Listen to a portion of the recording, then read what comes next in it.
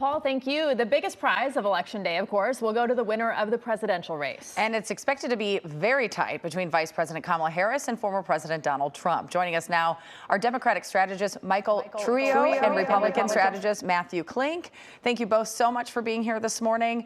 I want to pose a question to both of you first and start with Matthew.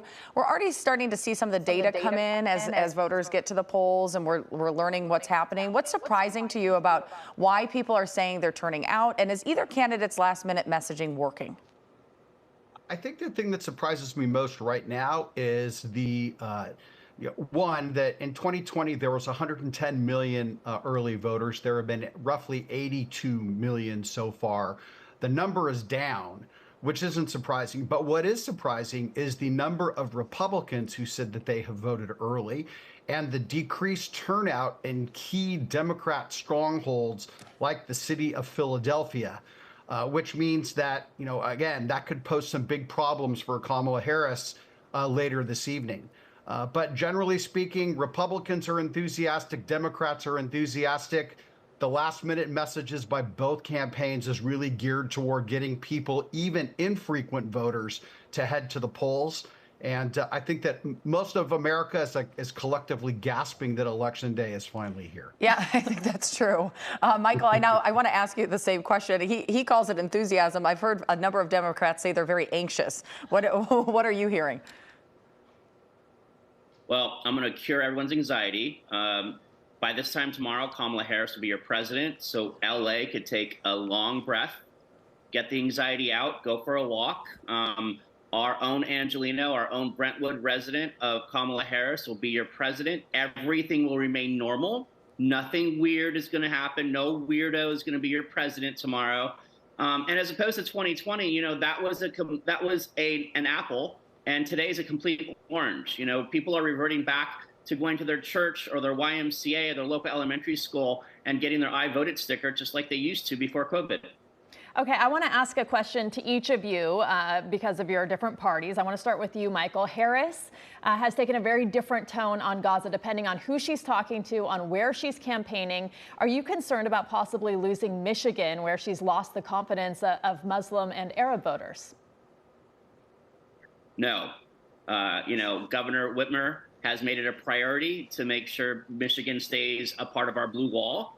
And in terms of Gaza, Kamala Harris has said she wants to make sure that war ends as soon as possible, that the hostages go home and get home, and that we make sure Hamas and Hezbollah have no power whatsoever after this infraction or after this war is over.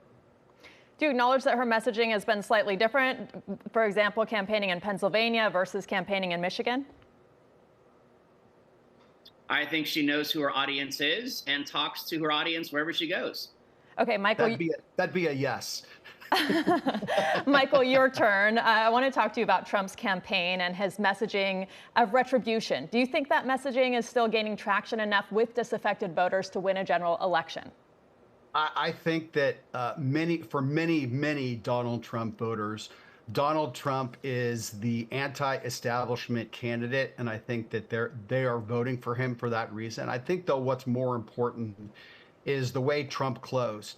He said a number of times yesterday at multiple rallies, we don't have to live this way. And he asked the proverbial question that Ronald Reagan asked when he was running against Jimmy Carter: are you better off now than you were 4 years ago? And the answer is a resounding no. The economy is worse. People are paying more for everything. There's global uncertainty and part of strategic weakness by the Biden and Harris administration.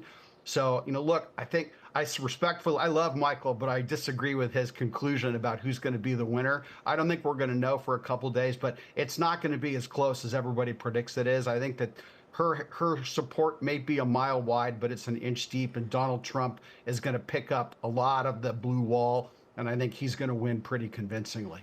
Well, I do want to ask a question to both of you now, and I do think it's interesting. It's one of those things, you're talking about the economy, and of course, I do think that is on the minds of all voters. But when you're looking at specifically women, I find it fascinating that in my lifetime, I always, as a reporter, would go out and I would talk to pro-life voters. They were a single-issue voter for years and years and years and years, could always count on it. Now, we are starting to see on the other side of things, the pro-choice voter is making this in some of the data, showing that it is now a single issue vote post-Dobbs, which I don't think we've ever seen before. Matthew, I want to start with you on that. No, look, I think that data is accurate, and I think that Kamala Harris will do very, very well, particularly with single women in that respect. I think Donald Trump is doing better with married women. And I will, to answer your question another way, you know, there's been a lot of talk about the gender gap in this election, that Kamala Harris is getting 50% of the women to 41% for Donald Trump. The gap is even more severe in the other direction. Donald Trump is getting 58% of men to 40% for Kamala Harris. So I think that, again, in a very polarized electorate, both campaigns are doing what they can to motivate their voters to turn out and vote. And the Democrats are smart to use the choice and the Dobbs decision to turn out their voters. I don't think it's going to be enough to overcome the economic chaos caused by the Biden-Harris administration. Michael? Well, ever since Donald Trump's Supreme Court decided to overturn women's rights to choose, I think it's beholden upon men to protect their daughters, protect their wives, protect their mothers, protect their sisters. And the only guy vote that should be happening is for Kamala Harris. I mean, it's time that we vote for the prosecutor and actually send the felon back to prison, where he belongs. I want to ask both of you quickly before we have to let you go. We've been hearing from voters at the polls, especially young voters, who basically say, we don't like either candidate, and if we vote, it's because it's the lesser of the two evils. What about the likability of your candidate? Michael, let's start with you. Well, I think young voters have been saying that for decades, and I assume 4 years from now, they're going to say that to reporters again. That's what young voters do. That's why Ralph Nader was on the ballot in 2000. And unfortunately, you know, you have RFK Jr. on the ballot. And so if any Trump Republican is upset about their two choices, then go vote for RFK Jr. He's right there on the ballot for you. Matthew? Yeah, very clever. Jill Stein's also on the ballot, and I think that she's going to be she's going to draw a lot of votes away from Kamala Harris in Michigan. Now, look, we have succeeded I'll take the last 3 elections alone. Both parties have succeeded in nominating people who are either the least harmful or the least or less well liked than the other person running against them. I think it would be very wise of America in 2028 to nominate younger candidates that might generate some enthusiasm instead of a hold your nose and cast your vote moment. What a concept. All right, Michael and Matthew, thank you both for joining us. Happy Election Day, and hopefully we'll see you with the election results when things are calm and peaceful, right? Make sure you vote. And that is a message for both sides. Thank you, guys.